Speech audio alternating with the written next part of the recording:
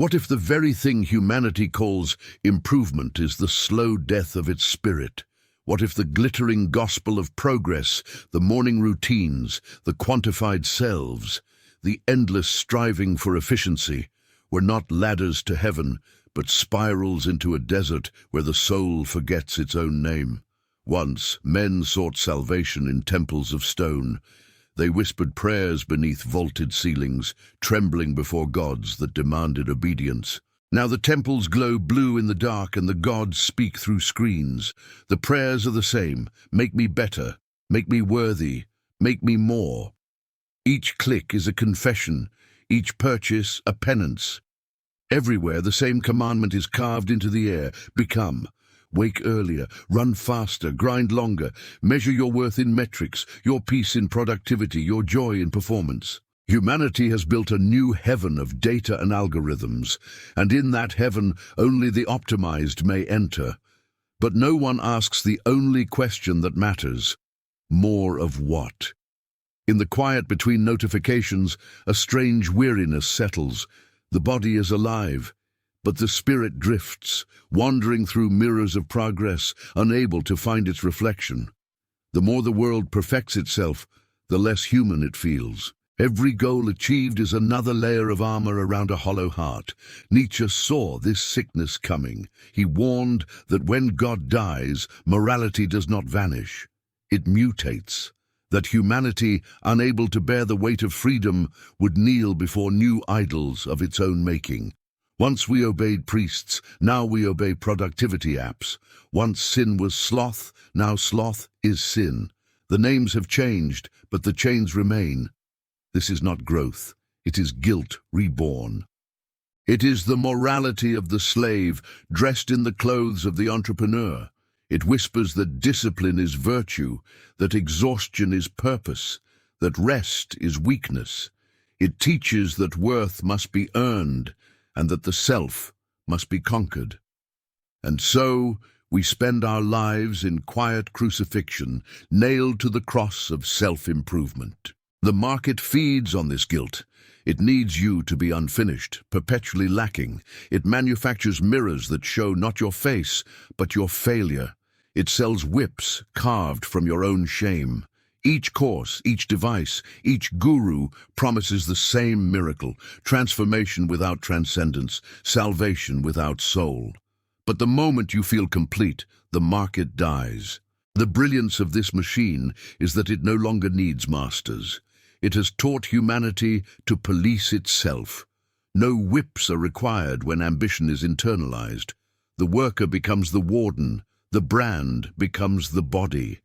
Even rest is redesigned as labor, sleep-tracked, meditation-timed, joy monetized. Leisure becomes another investment in productivity. The mind, once wild, now ticks like a clock. And when the spirit falters, when exhaustion crushes the bones, the system smiles. It whispers, you simply didn't try hard enough. Read another book. Adjust the mindset. Manifest harder. In this way, the victim and the culprit are made one. Nietzsche called this the tragedy of the herd.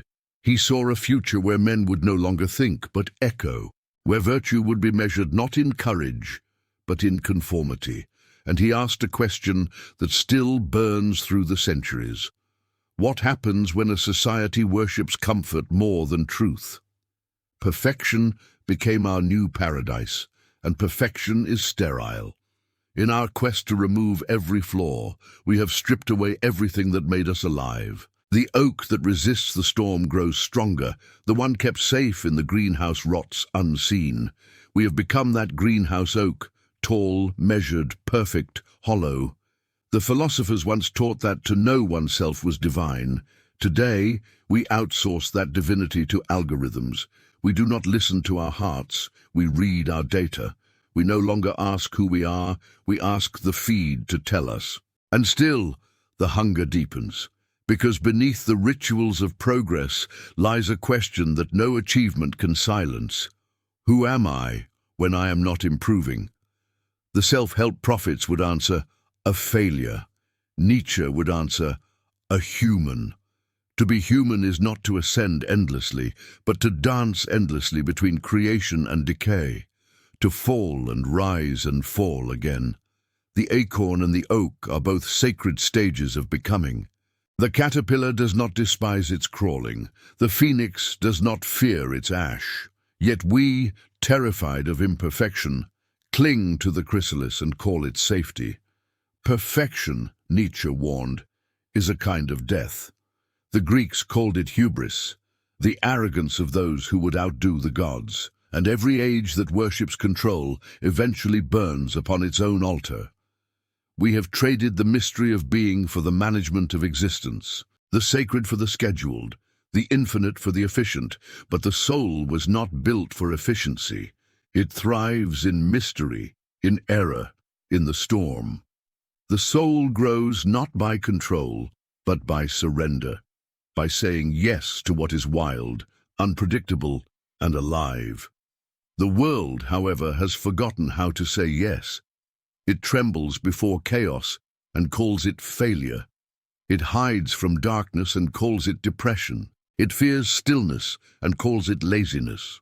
Nietzsche offered another path, the will to power, not over others but over oneself, not the shallow dominance of metrics but the deep affirmation of existence, to look upon life in all its cruelty and absurdity and still whisper yes. The will to power is not the will to control, but the will to create meaning where none is given. It is the fire that forges the overman, the one who transcends the herd, who creates values instead of inheriting them, who turns pain into poetry and solitude into strength. The overman does not seek perfection because he has outgrown the need to be approved. He does not improve himself. He transforms himself. He walks through the desert of nihilism and finds water in the mirage. He knows that the purpose of struggle is not success, but becoming. And in that becoming he learns to dance. For Nietzsche, the highest wisdom was not found in commandments, but in the dance. The ability to move lightly, joyfully, through the tragedy of existence, to turn chaos into rhythm, to make even suffering sing. The world worships stability, but the dancer worships motion. The world clings to order, but the dancer finds beauty in the unpredictable. And so, to become truly alive, one must risk disorder. To grow, one must be willing to burn. True growth is not a clean ascent. It is an eruption, a tearing, a storm that scatters the old self across the desert. No algorithm can measure this. No guru can sell it. It is sacred chaos, too wild for the market. When the fire of becoming has consumed the illusions of perfection, what remains is not the better self, but the real one. And that self does not ask for improvement. It asks for presence. In the ruins of the old temples of productivity, a silence waits, a silence vast as the stars. There, stripped of ambition, the soul begins to hear again. It hears the wind through the bones of forgotten gods. It hears the pulse of being, ancient and indifferent.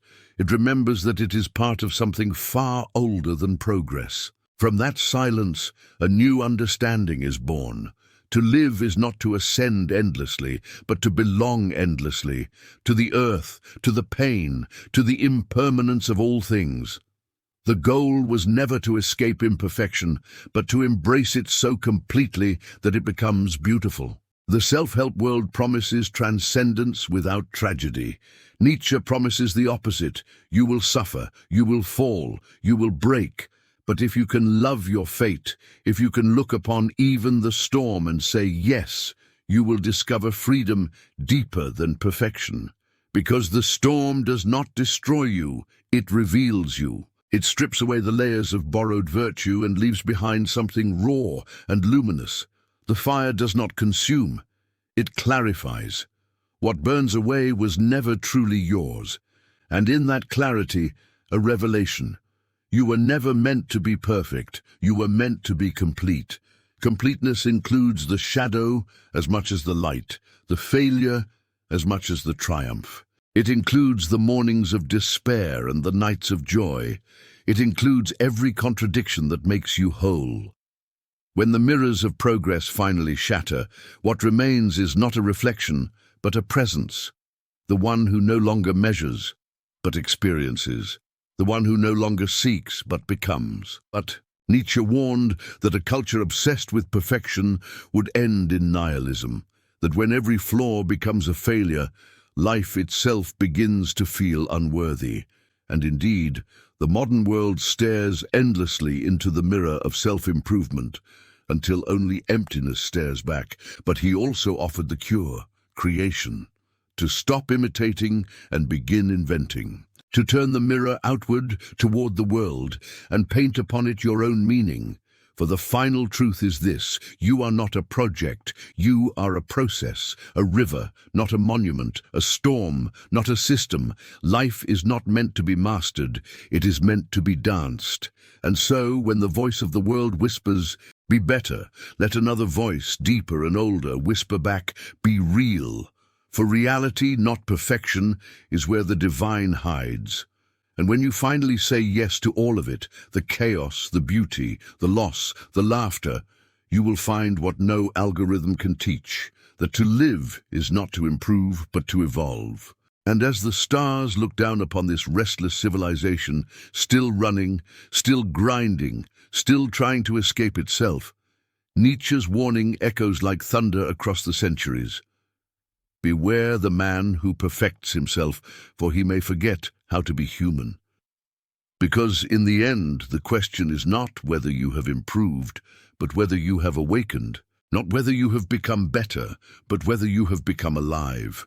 And somewhere beyond the noise, beyond the temples of progress and the deserts of despair, the eternal question waits, quiet, ancient, merciless. Are you improving yourself, or merely upgrading your chains? If you can handle more uncomfortable truths like this, subscribe to SciVolve. We are not building a community of perfect people, but a tribe of thinkers who dare to feel, to question, to rebel. Because next, we expose how capitalism hijacked the meaning of happiness itself, and once you see it, you'll never unsee it.